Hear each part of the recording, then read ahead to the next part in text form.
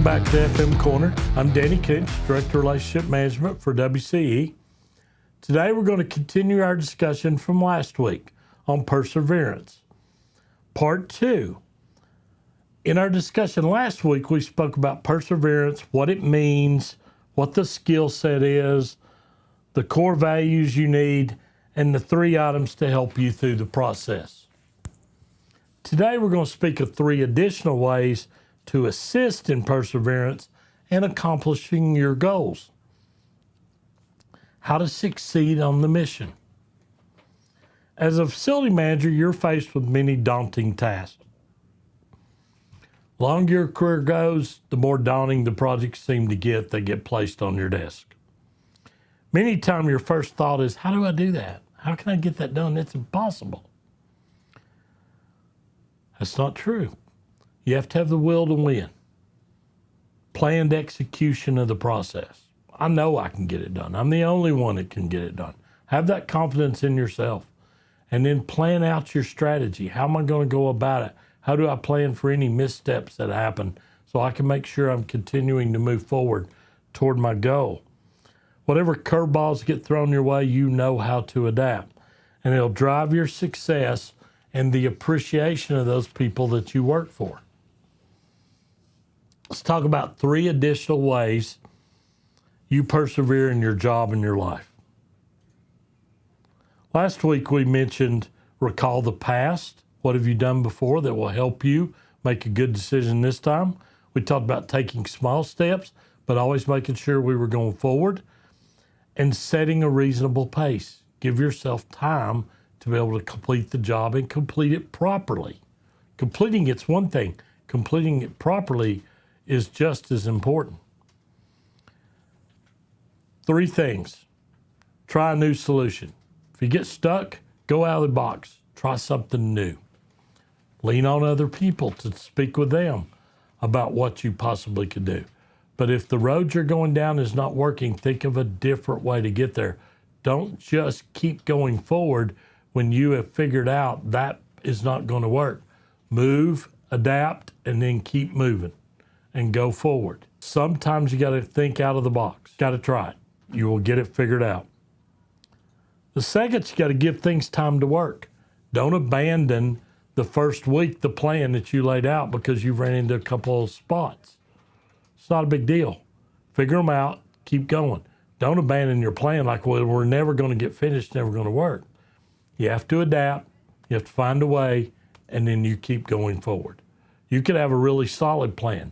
It just had a rough beginning. But once you straighten that out, the plan could go exactly as you had it set up. And third, said this a bunch, keep moving forward. Even if keep your spirits up, even if you had a delay or you're frustrated or whatever, especially if you're leading a team, you have to show them that you have all the confidence in the world it's going to get done. Keep your spirits up, keep plugging along. Keep moving forward. Whatever is happening, you are sharpening your skills so that the very next project that comes along, something you learned this time, is going to help you next time. It's critically important. What are the barriers of perseverance? There's 4. Lack of motivation. Lack of vision. Can't see the forest because of the trees.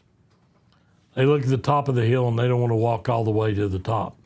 I walked a third of the way, that's good enough. At some point, that becomes your standard. If you do it enough, that's your standard. It's like, well, I used to make 80 on all my tests when I was in school, but that seemed okay, so all of a sudden I started making 70s. Well, that's okay too. It's close to 80. Pretty soon, 70 is your new norm. It's not 80, it's not 90, it's not 100. 70 is your new norm. You're accepting less. That's not good. You think if it's not easy, it's not worth doing it. I only want to do what's easy. Many projects are hard.